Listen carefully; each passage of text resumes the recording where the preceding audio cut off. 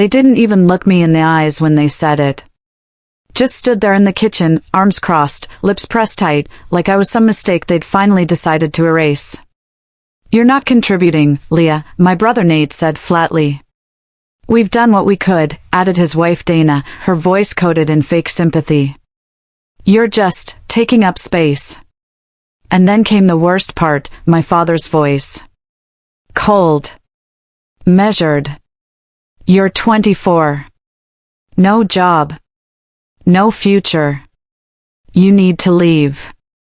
You're useless." They didn't say it to wake me up. They said it because they'd already written me off. Just 4 months earlier, I had come back home after the life I'd been building crumbled. I lost my job at a struggling tech startup in the city, followed quickly by my apartment. No severance, no backup plan. I tried. I applied. I freelanced. But the world wasn't hiring girls like me with ideas and ambition they couldn't quite measure on paper.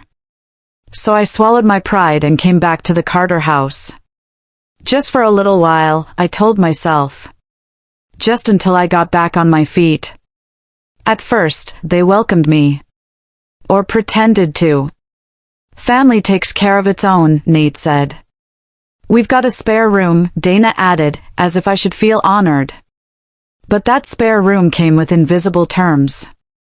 I was expected to help with everything: cooking, cleaning, running errands, watching their twins, all while quietly applying for jobs and building websites in my off hours. They never saw the work. Only the waiting. And when they looked at me, all they saw was failure wrapped in sweatpants. So one rainy morning, after I'd just cleaned the kitchen and sorted the laundry, they cornered me. "This isn't working anymore," Dana said. "It's time to grow up, Leah," Nate added. "Other people your age are doing things with their lives." And finally, my father delivered the final blow. "You're useless. You need to leave by the weekend." I didn't cry. I didn't argue. I just nodded, walked upstairs, and closed the door quietly behind me. I sat on the edge of the bed, the same one they reminded me was a favor, and stared at my laptop. Another email rejection blinked on the screen. I felt my throat tighten, my chest burn. But I didn't break. Something deeper happened. I went silent. Not out of shame, but out of focus. That night, I packed everything I owned. It all fit in my tiny car, a beat-up Toyota with peeling paint and a rattling engine. I left a note on the kitchen table. "Thanks for the reminder. I'll make sure it means something." They didn't call the next day. Or the next week. But I didn't expect them to. I parked outside a 24-hour diner 2 towns over, opened my laptop, connected to free Wi-Fi, and got to work. No apartment. No comfort. No support. But I had my brain. My drive. And the sting of their words burned hot enough to keep me going through the night. I poured everything into a plan. Not just to survive. To rise. To build. To become the woman they'd never see coming. They had called me useless. But I would become unstoppable. The first night I slept in my car, I didn't sleep at all. I kept replaying their words in my head: useless, no future, time to grow up. Over and over like static. My hands shook as I held my phone, staring at bank alerts I didn't want to open. $82 in my account. No plan. But a lot of fight. The next morning, I walked into a dingy shared workspace I found online, the kind where the lighting buzzed and the Wi-Fi only worked if you sat near the router. The basement floor smelled like stale coffee and ambition that never quite made it. It was perfect. I rented a hot desk for $20 a week, using what little cash I had left. No one looked twice at the girl in the hoodie with a half-charged laptop and bags under her eyes. But that's when it started. That's where it began. I called it the hustle room. Not the place, the phase. Every day, I woke up before the sun, cleaned up at a gas station bathroom, and hit that basement like it was a Fortune 500 office. I mapped out a simple business model, offered digital services to small local companies that had no clue how to build websites, optimize social media, or use automation tools.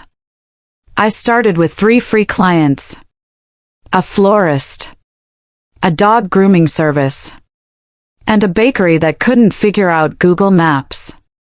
In exchange for testimonials and referrals, I gave them clean websites, online booking, and social media pages that didn't look like 2008. They thought I was just helping out. But I was sharpening a blade. At night, I'd return to my car with Wi-Fi tethered from my phone and fall asleep reviewing analytics and sales funnels. I watched hours of free marketing courses on YouTube, took notes, and tried everything myself. Split testing, retargeting, newsletter copy. I wasn't just surviving. I was training. Each tiny win felt like a brick. And I was building something with them, even if no one could see it yet. One week in, I landed my first paid client, a local gym that needed a full rebrand. $500. I stared at the payment notification like it was a lottery ticket. I didn't scream. I didn't dance. I just whispered, one step closer. Back at the Carter house, no one called. No one asked where I went. But I didn't care. They had kicked me out for being dead weight. I was going to make them carry mine on their shoulders one day. That basement, stained walls, flickering lights, and all, became my battleground. The website? Built. The brand? Born. The ambition? On fire. What they called useless would soon become unforgettable. And someday soon, they'd be sitting across from me, asking for a chance to be part of what I was building. And that day? I already knew what I'd say. 3 weeks after I left home, I caught my reflection in the dark glass of my car window, and for a second, I didn't recognize myself. The hoodie was stretched at the collar. My cheeks were thinner, eyes sharper, like I hadn't blinked in days. My hands, once soft and aimless, had grown calloused from typing, dragging, building. I wasn't the girl who left that house anymore. She was gone. I'd moved from the car to a weekly rental room above a laundromat. The walls were yellow from time and cigarette smoke. The bed creaked. But it had a lock, a working shower, and a window that faced the sunrise. It was mine. And in that room, with peeling paint and a dented mirror, I started crafting her, the woman I was becoming. I gave her a name, Leah 2.0. Leah 2.0 didn't beg for approval. She didn't explain her dreams to people who couldn't see past their own. She showed up, clean, focused, and with eyes that knew things no resume could capture. I updated my profile photo, rewrote my bio, and launched a new brand, Carter Digital Strategy. The tagline? Smart systems. Strong stories. Built from the ground up. It wasn't just a business slogan. It was a declaration. The clients came slowly, but they came. A real estate agent who wanted branding. A local author who needed help selling her ebook. An online boutique struggling with automation. Each project I delivered sharpened my reputation. I didn't just take jobs, I made my clients feel like I was rebuilding their businesses from the inside out. I worked 15-hour days. Coffee and crackers fueled me. I learned to code better, write faster, think sharper. Leah 2.0 didn't just hustle. She executed. Then came my first big test. A corporate consultant from the city reached out. He'd seen a landing page I'd built for a client and wanted to know if I could build a pitch deck, rebrand his site, and fix his back-end CRM. Budget? $4,000. I nearly dropped my phone.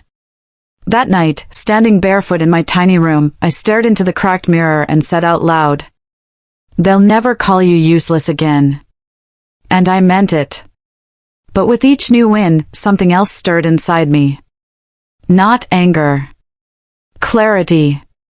What they had done, throwing me out, dismissing me, calling me a burden, had shaped me more than they knew.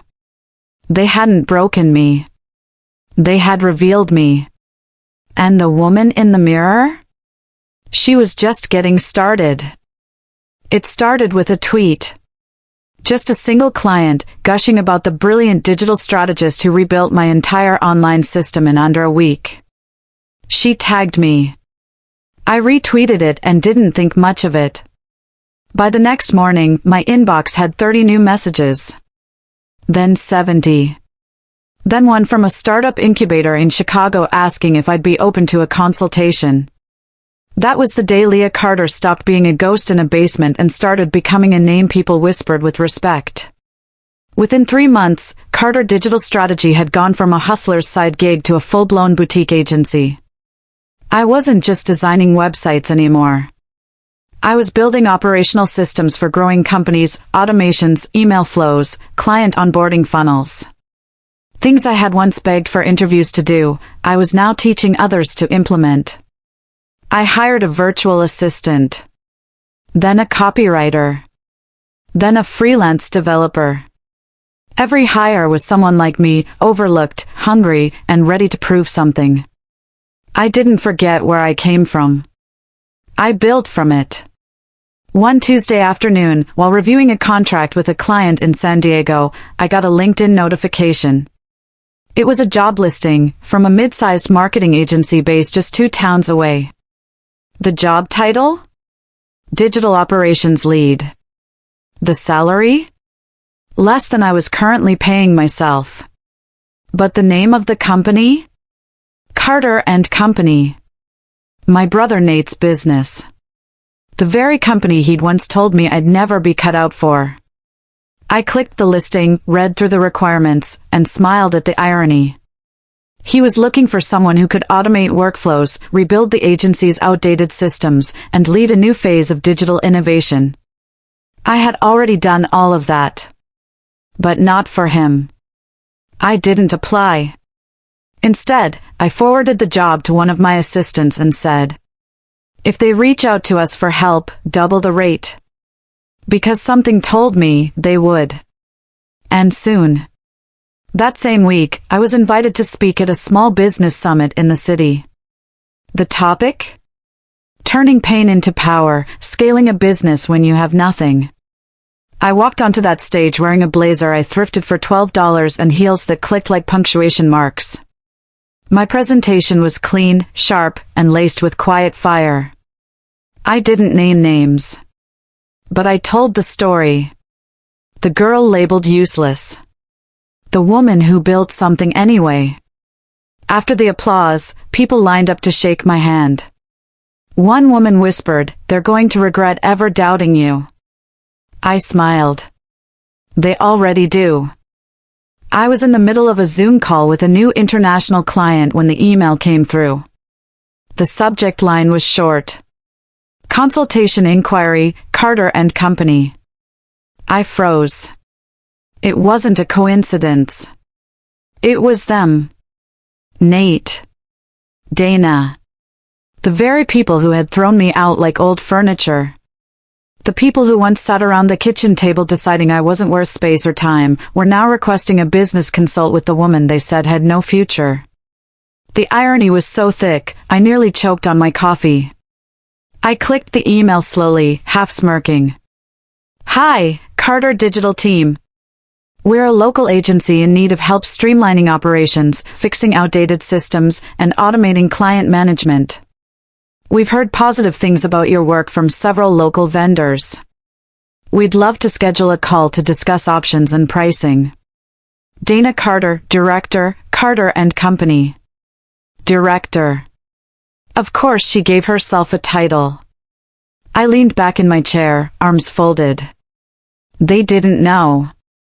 They had no idea who Carter Digital really was. They didn't recognize the name, not because it wasn't familiar, but because it never occurred to them that I could be the woman behind it.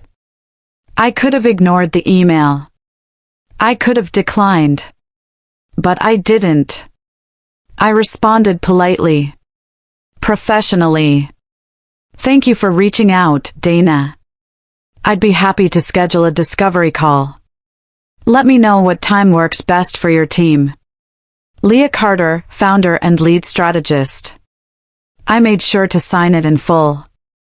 A few hours later, my phone rang. I stared at the screen as it vibrated. Nate Carter. I didn't answer. Instead, I watched it ring, then fade. A second later, Dana's name popped up. Declined. A minute later, a text. Wait. Leah? This is you? Another one. Can we talk? Please? And then. We didn't know. We had no idea.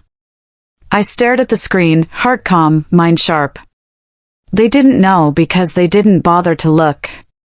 Because the last time they saw me, I was crying in the hallway, stuffing my belongings into a duffel bag. They never imagined that version of me would rise. Thrive. Win. And now? Now, they were knocking on a door they once slammed in my face. I let them sweat for 2 days. Then, I scheduled the meeting. They showed up late to the Zoom call, Nate in a wrinkled shirt, Dana looking like she'd aged a decade in a year. They stumbled through the small talk. I smiled politely, said nothing. They finally got to the point. Our systems are a mess, Dana admitted. Clients are falling through the cracks, we're losing leads. We need help. I nodded, calm as ice. I can help. But I don't offer family discounts. And I don't take every client. Their smiles faded. Of course, Nate mumbled. We understand. No, they didn't. But they were starting to. I quoted them double my usual rate. They didn't argue. I made them wait for a contract. They agreed. And when it came time to onboard them, I assigned one of my junior strategists to manage their account. Because I don't work under people who once called me a burden. Now, they work under me. And this? This was only the beginning. The night I accepted the Entrepreneur of the Year award, the ballroom was buzzing with lights and laughter. Cameras flashed, glasses clinked, and the crowd leaned in as my name was announced across the stage. Leah Carter, founder, strategist, and the quiet storm behind one of the most sought-after digital consultancies in the region. I walked up in a sleek black dress, chin high, heels sharp. No shaking hands. No nervous breath. The applause rang loud. But I heard something louder in my head. Silence. The same silence my family gave me when I needed help. The same silence I endured after they threw me out. And now, the kind that follows a room full of people realizing they were wrong about you. After the ceremony, guests approached in waves. Fellow business owners. University reps, even 2 reporters from national publications wanting to feature my story. But the moment that stood out most? I turned, and there they were. Nate and Dana. Standing awkwardly near the dessert table, dressed up, trying to blend in. I hadn't invited them. But apparently, my assistant had posted about the award dinner publicly, and they came. Out of curiosity? Regret? Damage control? I didn't care. I nodded politely when our eyes met. They walked toward me. Leah, Nate said, voice unsure. That speech, wow. You've really become something. We're proud of you, Dana added, her words tight with guilt. Really? But pride from them now felt like a paper crown on a lion's head. Thank you, I said, cool and calm.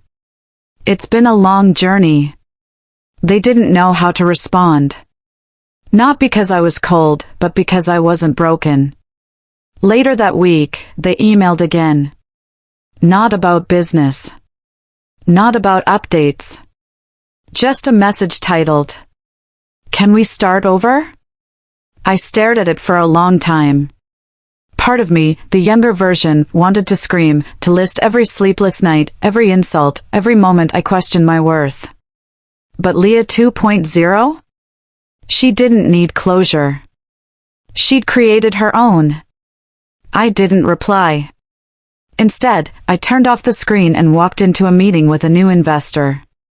A woman-led VC firm wanted to back Carter Digital's expansion. My assistant took notes.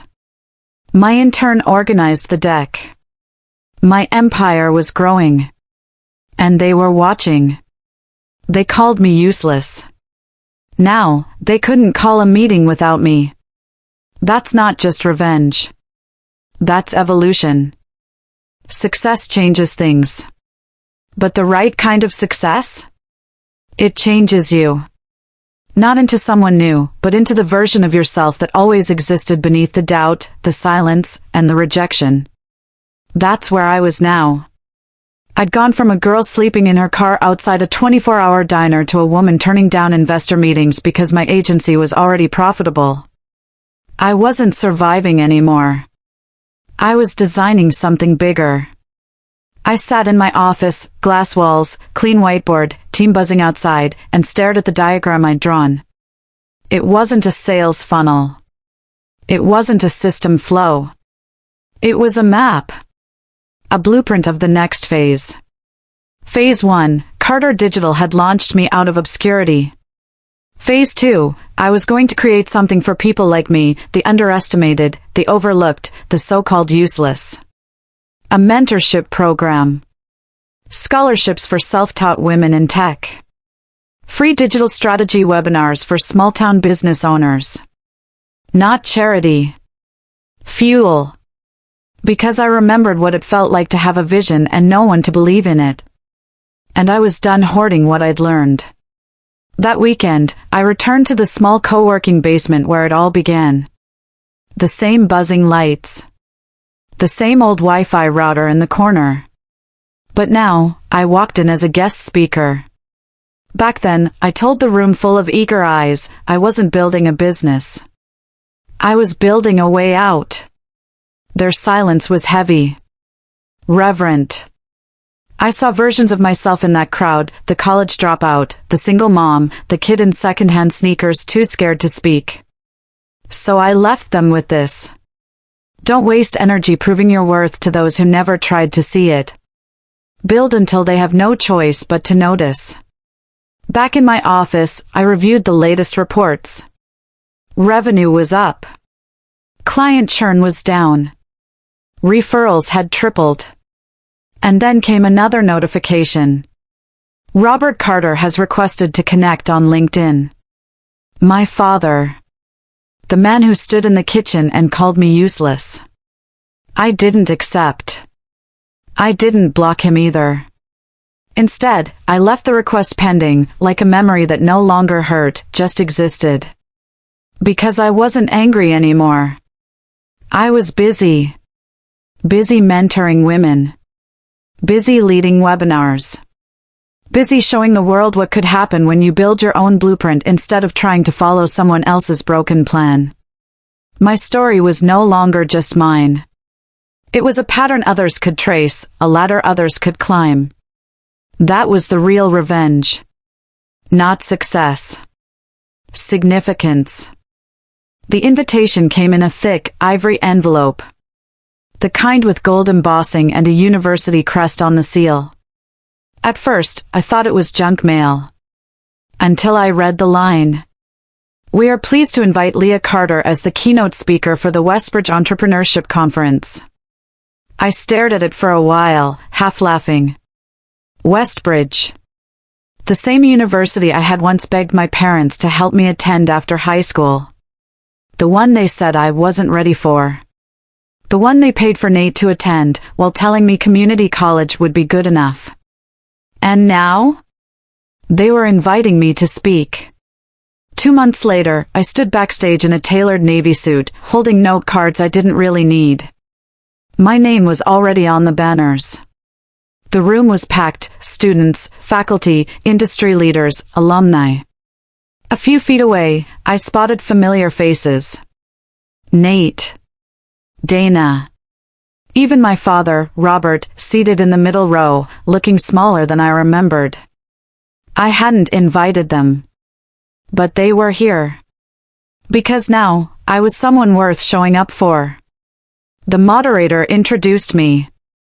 A woman who turned adversity into agency. Please welcome, Leah Carter.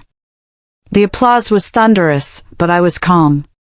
I didn't speak with fire. I spoke with clarity. Not everyone starts with support. Some of us start with silence. Some with shame. Some with nothing but a stubborn belief that we are not what they say. I talked about grit.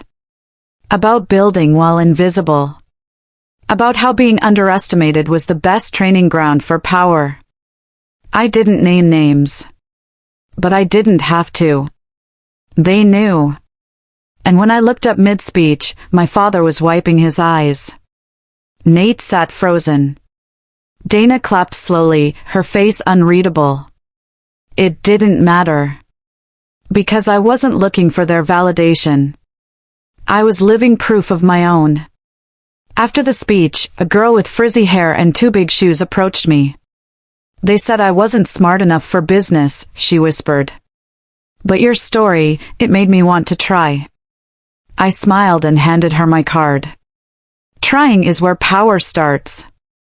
That moment was more powerful than a million apologies. Because I had come full circle. Not just geographically, but emotionally. From unwanted to unforgettable. From invisible to inevitable. From dismissed to depended on. I once dreamed of being seen. Now, I dream of helping others who feel invisible, of building a path so clear that no one ever has to beg for belief again. That's what the Carter Initiative became. Not just a mentorship program. Not just a scholarship fund. But a movement. One that started with a single application from a 17-year-old girl named Camille. Raised in a small town. Parents barely supportive. She had built a business out of fixing her neighbors' phones after school. She reminded me so much of myself, it made my chest ache. She didn't need saving. She needed backing. So we gave it to her. Camille became our first fellow. We covered her tuition, helped her launch her tech repair business into a full e-commerce site, and matched her with 2 mentors in her field. That was just the beginning.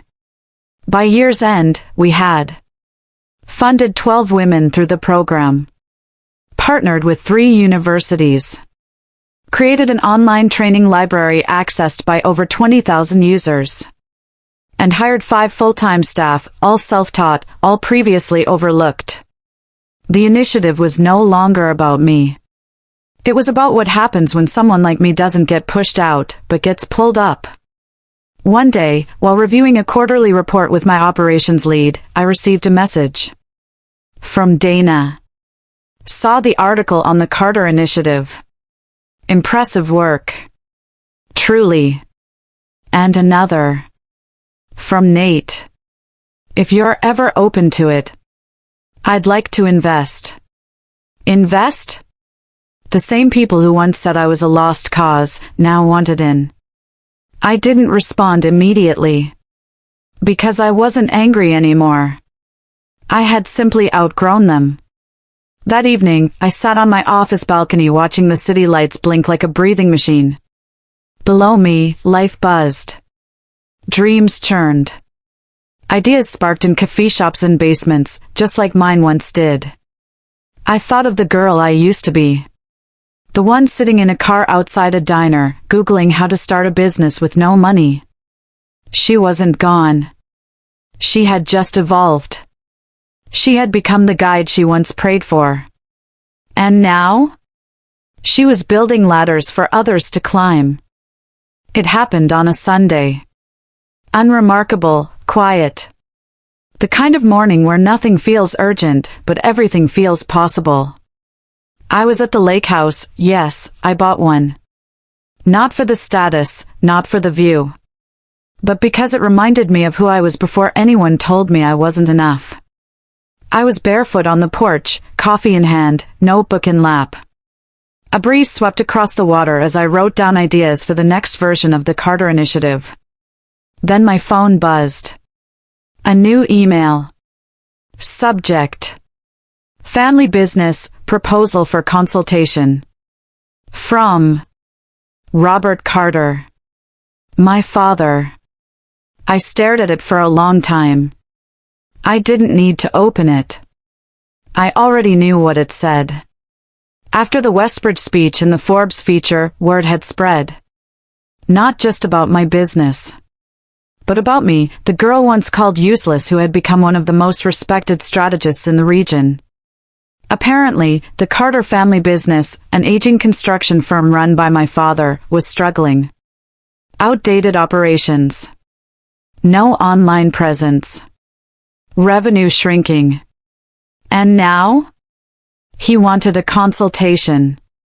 From the daughter he told to leave his house. From the woman who once asked him for help and got silence.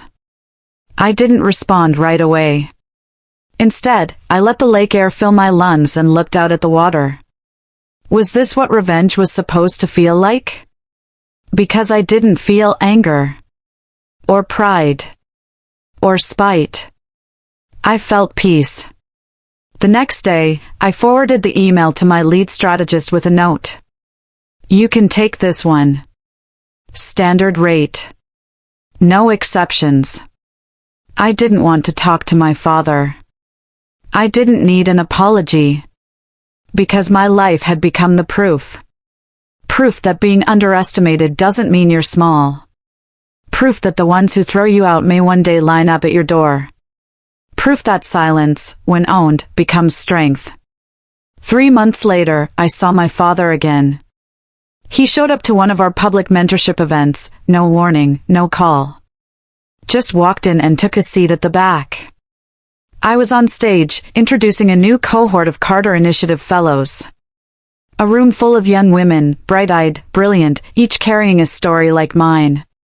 When the lights dimmed for the closing video, I glanced his way. He wasn't crying, but his hands were clenched in his lap. And for once, he looked small. Not because I had become big, but because he finally saw what he'd missed. After the event, he waited near the exit. When I passed, he opened his mouth to speak. I held up a hand, gently. You don't have to say anything, I said quietly. I already heard everything I needed, a long time ago. And I walked away. Not because I hated him. Because I had already won. That was the quiet victory. Not making them pay. Not watching them beg. But realizing I had become everything they said I couldn't. And more.